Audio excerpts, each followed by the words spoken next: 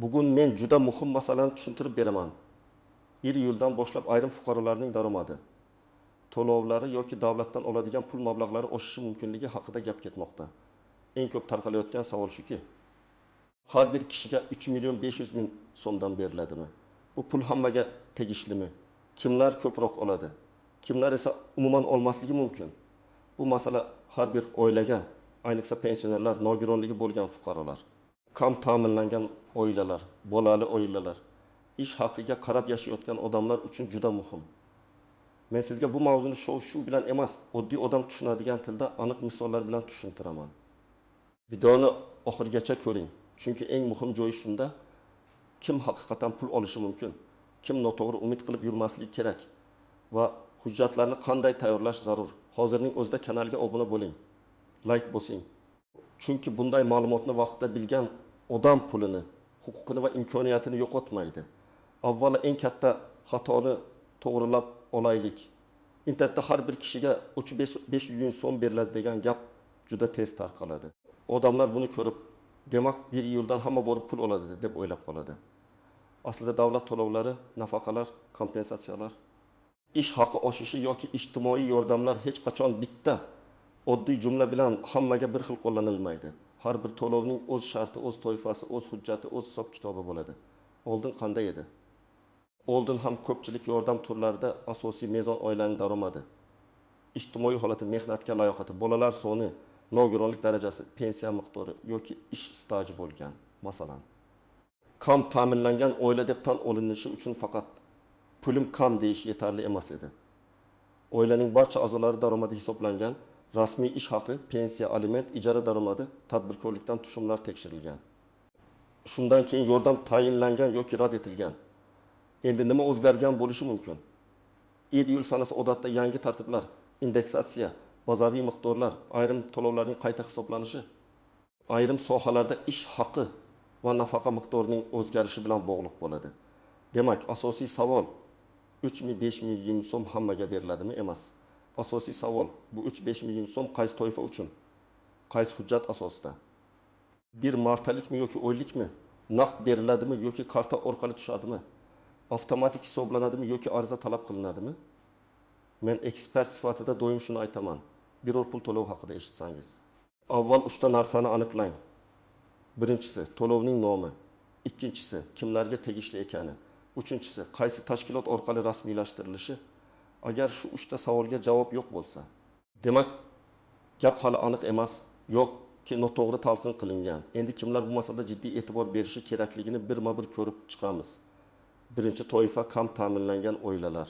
Agar oilada ish haqi past bo'lsa, bolalar ko'p bo'lsa, ota yoki ona doimiy ishga ega bo'lmasa, nogironligi bo'lgan a'zo bo'lsa, bunday oilalar ijtimoiy yordam olish imkoniyatini tekshirish kerak. Lekin bu yerda muhim nuqta bor. Yordam oilaning umumiy holatiga qarab belgilanadi. Faqat bitta odamning gapiga qarab emas. Masalan, bir oilada rasmiy 2 million so'm maosh oladi, ayol ishlamaydi. 3 nafar bola bor. Ijara uyda yashashadi. Bu oilaning har bir a'zosiga to'g'ri keladigan daromad past bo'lishi mumkin. Agar tizim ularni haqiqatdan kam ta'minlangan deb topsa, ular bolalar nafaqasi yoki moddiy yordamga da'vogar bo'lishi mumkin. Agar to'lovlar oshirilsa, ular avvalgidan ko'proq mablag' olishi ehtimoli bor. Lekin har biriga 3.500.000 so'm degani avtomatik ravishda ularning kartasiga tushadi degani emas. Ikkinchi toifa pensionerlar. Pensiya oladigan fuqarolar uchun 1 iyuldan keyingi o'zgarishlar eng ko'p qiziqish uyg'otadi. Chunki pensiyalar ko'pincha bazaviy miqdorlar, ish staji, avvalgi ish haqi va qonuniy indeksatsiya asosida qayta hisoblanadi. Agar pensiya oshsa, har bir pensionerning oshgan summasi bir xil bo'lmaydi. Kimdir 1.20.000 so'm ko'proq olishi mumkin, kimdir 2.000 so'm, kimdir esa undan ham ko'proq. Bu avvalgi pensiya bazasiga bog'liq. Masalan, bir pensioner 200.000 so'm pensiya olayotgan bo'lsa va umumiy indeksatsiya qo'llansa, uning oshishi kichikroq bo'ladi. Boshqa pensioner 3.000 so'm pensiya olayotgan bo'lsa, foiz asosida oshishda uning qo'shimchasi kattaroq chiqishi mumkin. Shuning uchun odamlar nega qo'shnim ko'proq oldi, men kamroq oldim deb hayron bo'ladi. Sababi ko'pincha juda oddiy. Pensiya hisoblash bazasi va shaxsiy ish staji har xil. Uchinchi toifa nogironligi bo'lgan fuqarolar va ularni parvarish qilayotgan oilalar. Bu yerda ham yordam turlari bir nechta bo'lishi mumkin. Nogironlik pensiyasi, nafaqa, parvarish puli, dori-darmon yoki reabilitatsiya bilan bog'liq imtiyozlar. Agar iyuldan keyin biror to'lov miqdori oshirilsa, u faqat belgilangan toifa va darajalarga taalluqli bo'lishi mumkin. Birinchi guruh, ikkinchi guruh, uchinchi guruh, bolalikdan nogironlik kabi holatlarda miqdorlar farq qiladi. Oddiy misol keltiraman. Oilada nogironligi bo'lgan bola bor. Ona ishlamaydi. Bola parvarish bilan shug'ullanadi. Bu oila faqat bir turdagi nafaqaga emas, balki bir nechta yordam imkoniyatlariga ham tekshirishi mumkin. Lekin bularning hammasi uchun tibbiy hujjatlar, nogironlikni tasdiqlovchi ma'lumot, oilaning daromadi va yashash joyi bo'yicha ma'lumotlar talab qilinadi. Agar hujjat muddati o'tgan bo'lsa, to'lov kechikishi yoki to'xtashi mumkin. 4-toifa byudjet tashkilotlarida ishlovchilar, o'qituvchilar, shifokorlar, hamshiralar, bog'cha xodimlari, madaniyat va ijtimoiy soha vakillari 1 iyuldan ish haqi bo'yicha o'zgarishlardan mantur bo'lishi mumkin. Lekin bu yerda ham hamma uchun 500 ming so'm oladi degan xulosa noto'g'ri. Ish haqi, lavozim, stavka, ustama, malaka toifasi, ish tajribasi, hududiy koeffitsient va qo'shimcha yuklama asosida shakllanadi. Masalan, maktabda bir o'qituvchi to'liq stavkada ishlaydi, malaka toifasi bor. Sinf rahbarligi qiladi, daftar tekshiradi, qo'shimcha dars soatlari bor. Uning oyligi sezilarli ko'payishi mumkin. Boshqa o'qituvchi esa yarim stavkada ishlaydi, qo'shimcha yuklamasi yo'q. Ular bir maktabda ishlasa ham bir xil pul olmaydi. Shuning uchun ish haqi oshishi haqida gap ketganda har bir xodim o'z hisob varaqasini, buyruqni va buxgalteriya hisobini ko'rish kerak. 5-toifa bolali oilalar, bolalar nafaqasi, bola parvarishi bilan bog'liq to'lovlar, aliment, ijtimoiy himoya reyestri orqali beriladigan yordamlar juda ko'p savol tug'diradi. Bu yerda eng ko'p uchraydigan xato shuki, odamlar menda bola bor. Demak, men albatta olaman deb o'ylaydi. Aslida bola borligi yordam olish uchun asos bo'lishi mumkin. Lekin yakuniy qaror oilaning daromadi va ijtimoiy holatiga qarab chiqariladi. Masalan, oilada 2 farzand bor. Ota takkas ming so'm rasmiy maosh oladi. Ona ham ishlaydi. Bunday oilaga bolalar nafaqasi berilmasligi mumkin. Chunki daromad yetarli deb topiladi. Boshqa oilada esa ota vaqtincha ishsiz, ona ishlamaydi. 3 farzand bor, ijara to'laydi. Bu oilaga yordam tayinlanish ehtimoli yuqori. Demak, masala faqat farzand sonida emas, oilaning umumiy moliyaviy holatida. Endi 3500 ming so'm raqami haqida alohida gaplashamiz. Bu raqam turli holatlarda uchrashi mumkin. Bir martalik yordam sifatida, ma'lum toifadagi fuqarolar uchun kompensatsiya sifatida, ish haqi yoki daromadning taxminiy oshgan chegarasi sifatida, ayrim grant yoki subsidiya miqdori sifatida, yoki bir necha oy uchun yig'ilgan to'lov sifatida. Shuning uchun men tomoshabinlarga doim shuni aytaman. Raqamni ko'rib xursand bo'lishdan oldin uning manbasini tekshiring. Rasmiy qaror bormi? Qaysi sanadan kuchga kiradi? Kimga taalluqli? Ariza kerakmi? To'lov muddati qachon? Endi istisnolar, xavfli joylar va ko'pchilik bilmaydigan nozik jihatlarga o'tamiz. Birinchi nozik jihat avtomatik to'lov va ariza asosidagi to'lov farqi. Ba'zi to'lovlar avtomatik qayta hisoblanadi. Masalan, pensiya yoki ma'lum bir davlat nafaqasi bazaviy miqdor oshishi bilan tizimda o'z yangilanishi mumkin. Bunday holatda odam alohida ariza yozmasligi ham mumkin. Lekin boshqa yordamlar faqat ariza bilan beriladi. Agar ariza topshirmasangiz, siz huquqingiz bo'lsa ham pul olmasligingiz mumkin. Ikkinchi nozik jihat hujjat muddati, nogironlik ma'lumotnomasi, yashash joyi, vasiylik hujjati, bola tug'ilganlik guvohnomasi, nikoh yoki ajrim hujjati, aliment bo'yicha sud qarori, ishsizlik maqomi kabi ma'lumotlar yangilangan bo'lishi kerak. Hujjat eskirgan bo'lsa yoki tizimda noto'g'ri ko'rinsa, to'lov rad etilishi mumkin. Odam esa menga bermadi deb o'ylaydi. Aslida muammo ko'pincha bitta ma'lumotning noto'g'ri kiritilganda bo'ladi. 3-nozik jihat rasmiy va norasmiy daromad. Agar odam rasmiy ishlamasa, lekin muntazam pul tushumlari bo'lsa, ayrim tekshiruvlarda bu ham savol tug'dirishi mumkin. Masalan, karta orqali har oy katta pul aylanmasi bo'lsa, lekin odam men ishsizman desa, tizimda nomuvofiqlik paydo bo'ladi. Bu yordam tayinlashga ta'sir qilishi mumkin. Shuning uchun o'z daromadingizni yashirishga urinish keyinchalik muammo keltiradi. To'lov noto'g'ri tayinlangan bo'lsa, uni qaytarish talab qilinishi ham mumkin. 4-nozik jihat bitta oilada ro'yxatda turish. İjtimoiy yordam ko'pincha oila tarkibi asosida baholanadi. Agar bir uyda ro'yxatda bir nechta voyaga yetgan farzandlar, ota-ona, kelin, nevaralar bo'lsa, tizim ularning ayrim daromadlarini birga ko'rishi mumkin. Ba'zan odam alohida yashaydi, lekin ro'yxatda ota-onasining uyida turadi. Natijada yordam hisobida chalkashlik chiqadi. Shuning uchun yashash joyi va ro'yxat masalasini oldindan tartibga keltirish kerak. 5-chi nozik jihat firibgarlardan ehtiyot bo'lish. Pul to'lovlari haqida gap chiqqanda, darhol men sizga 3 million 500 ming so'm chiqarib beraman. Faqat oldindan pul yuboring deydigan odamlar paydo bo'ladi. Bunday gaplarga ishonmang. Davlat to'lovlari uchun hech kimga karta raqamingizning maxfiy kodini, SMS kodini, bank ilovasi parolini bermang. Hech bir rasmiy tashkilot sizdan SMS kod so'ramaydi. Agar kimdir tezroq pul tushishi uchun mana bu havolaga kiring desa, bu juda katta xavf belgisi.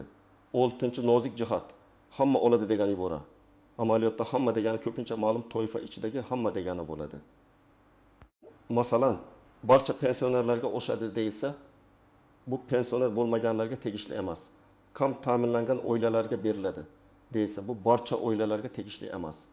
Byudjet xodimlarining oyligi o'xshadi deyilsa, xususiy sektorda ishlaydiganlarga avtomatik ta'sir qilmaydi. Demak, har bir gapni aniq toifasi bilan o'qish kerak. 7-chi nozik jihat kechikkan to'lovlar. Ba'zan pul bir yildan kuchga kiradi. Lekin amalda karta hisobiga bir necha kun yoki keyingi oyda tushadi. Bu darhol menga bermadi degan emas. Qayta hisoblash bank o'tkazmalari, tashkilot buxgalteriyasi, reyestr yangilanishi vaqt olishi mumkin. Ammo bir oy o'tib ham o'zgarish bo'lmasa, albatta murojaat qilish kerak. Endi siz nima qilishingiz kerak? Men aniq qadamlarni aytaman. Birinchi qadam, o'zingiz qaysi toifaga kirishingizni aniqlang. Siz pensionermisiz?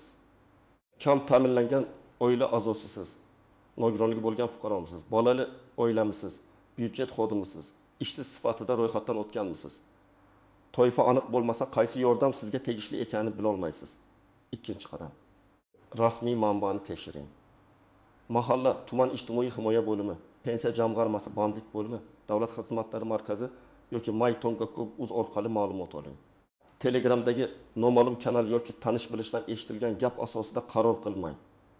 Agar qaror yoki farmon bo'lsa, uning raqami, sanasi va qaysi bandi sizga tegishli ekanini so'rang.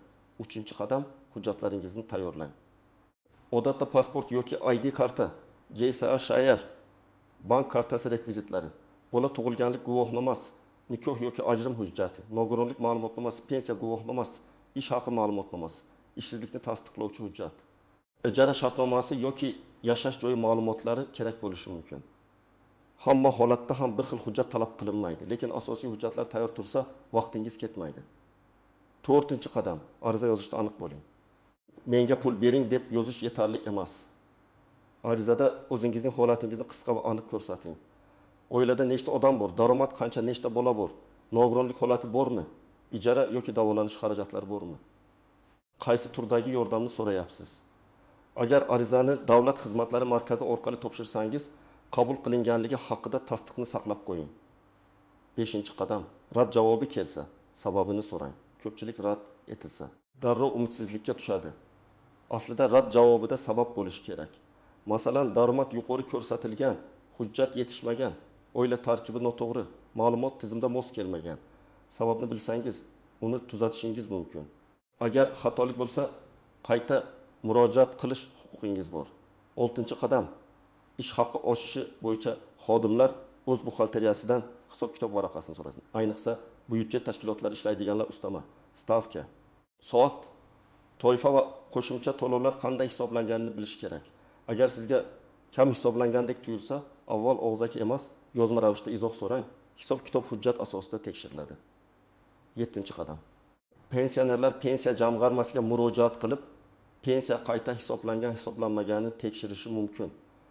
Agar sizning ish tajingizda eski yillar arxiv hujjatlari yoki ilgari hisobga olinmagan davrlar bo'lsa, alohida tekshirtirish foydali bo'ladi. Ba'zan pensiya miqdorini oshirish faqat umumiy indeksatsiya bilan emas, balki qo'shimcha staj yoki ish haqi ma'lumotlari topilgani bilan ham bog'liq bo'ladi. 8-qadam. Bank kartangiz faol ekanini tekshiring. To'lov tayinlangan bo'lsa ham, karta bloklangan muddati tugagan yoki rekvizit noto'g'ri bo'lsa, pul tushishi kechikadi. Ayniqsa eski kartalar, boshqa bankka o'zgartirilgan hisoblar yoki familiya o'zgargan holatlarda bank ma'lumotlarini yangilash kerak. Endi yana bir muhim misol bilan tushuntiraman. Tasavvur qiling, bir mahallada 3 ta oila bor. Birinchi oilada pensioner ota-ona yashaydi. Ularning pensiyasi indeksatsiya qilinsa, ular qo'shimcha pul oladi. Lekin bu 2-5 ming so'm bo'lishi shart emas. Ikkinchi oilada 3 ta bola bor, daromad past, ona ishlamaydi. Ular ijtimoiy yordamga mos kelsa, bolalar nafaqasi yoki moddiy yordam olishi mumkin. Uchinchi oilada esa ota-onaning daromadi yaxshi, lekin ular ham internetda hammaga beriladi degan gapni ko'rib ariza topshiradi. Tekshiruvda daromad yetarli deb topilsa, ularga rad javobi keladi. Mana shu 3 ta oilaning natijasi har xil bo'ladi. Chunki ularning huquqiy va moliyaviy holati har xil. Yana bir misol, bir ayol yolg'iz ona, 2 farzandi bor, aliment olmaydi, rasmiy ish joyi yo'q. U mahallaga borib, oilaviy holatini tasdiqlovchi hujjatlarni topshirsa, yordam olish imkoniyati bor. Lekin aliment bo'yicha sud qarori yoki ijro hujjati bo'lmasa, ayrim holatlarda qo'shimcha ma'lumot talab qilinishi mumkin. Demak, faqat og'zaki otasi yordam bermaydi deyish yetarli bo'lmaydi. Buni hujjat bilan ko'rsatish kerak bo'ladi. Yana bir holat, yigit ishsiz, lekin bandlik bo'limida ro'yxatda turmaydi. U men ish topolmayapman deydi. Ammo rasmiy tizimda ishsiz sifatida ko'rinmaydi. Agar biror yordam aynan ishsiz fuqarolarga yoki kasbga o'qitish dasturiga bog'liq bo'lsa, u avval bandlik bo'limiga murojaat qilishi kerak. Shundan keyin unga bo'sh ish o'rinlari, kasbga o'qitish yoki subsidiya imkoniyatlari tushuntiriladi. Eng ko'p beriladigan savollardan biri. Pulni olish uchun kimga borish kerak? Javob to'lov turiga bog'liq. Pensiya bo'lsa, pensiya jamg'armasi. Ijtimoiy yordam bo'lsa, mahalla va ijtimoiy himoya tizimi. Ish haqi bo'lsa, ish joyidagi kadrlar bo'limi va buxgalteriya. Ishsizlik yoki subsidiya bo'lsa, bandlik bo'limi. Hujjat topshirish bo'lsa, davlat xizmatlari markazi yoki elektron portal. Bitta eshikdan hamma pul berilmaydi. Shuni to'g'ri tushunish kerak. Yana bir savol, agar menga tegishli bo'lsa, pul qachon tushadi? Agar to'lov avtomatik bo'lsa, odatda belgilangan to'lov jadvali bo'yicha tushadi. Agar ariza bilan bo'lsa, avval ariza ko'rib chiqiladi, keyin qaror chiqariladi. Qaror chiqariladi, keyin moliyalashtirish bo'ladi. Bu bir necha kundan bir necha haftagacha cho'zilishi mumkin. Shuning uchun ariza topshirgandan keyin uning holatini kuzatib boring. Qabul raqami, SMS xabari yoki elektron kabinetdagi holatni saqlang. Muhim ogohlantirish, agar sizga kimdir 300 ming so'mni chiqarib beraman, pasport rasmingizni, karta raqamingizni va SMS kodni yuboring desa, darhol to'xtang. Bu firibgarlik bo'lishi mumkin. Pasport nusxasini ham faqat rasmiy tashkilotlarga qonuniy tartibda bering. Bank kartangizdagi pulni himoya qiling. Ijtimoiy yordam olish istagi sizni xavfli havolalarga bosishga majbur qilmasin. Demak, 1 iyuldan keyingi o'zgarishlar haqiqatan ham ko'pchilik uchun muhim bo'lishi mumkin. Lekin har bir kishiga 5 ming so'm beriladi. Kimdir ko'proq olishi mumkin, kimdir ko'proq olishi mumkin, kimdir kamroq oladi, kimdir umuman olmasligi mumkin. Hammasi toifa, hujjat, daromad, ish staji, oila tarkibi va rasmiy qarorga bog'liq. Men sizga tavsiya qilaman. Bugun hujjatlaringizni tekshiring, qaysi toifaga kirishingizni aniqlang. Mahalla, pensiya jamg'armasi, ijtimoiy himoya bo'limi yoki davlat xizmatlari markazidan rasmiy ma'lumot oling. Agar haqingiz bo'lsa, uni talab qiling. Agar rad javobi kelsa, sababini bilib, xatoni tuzating. Sizningcha bunday to'lovlar hammaga bir xil berilishi kerakmi yoki faqat ehtiyojmand oilalargami? Fikringizni izohlarda yozing. Agar video foydali bo'lgan bo'lsa, like bosing, yaqinlaringizga yuboring va kanalga obuna bo'ling. Men esa siz uchun eng muhim ijtimoiy, moliyaviy va huquqiy yangiliklarni oddiy tilda tushuntirishda davom etaman.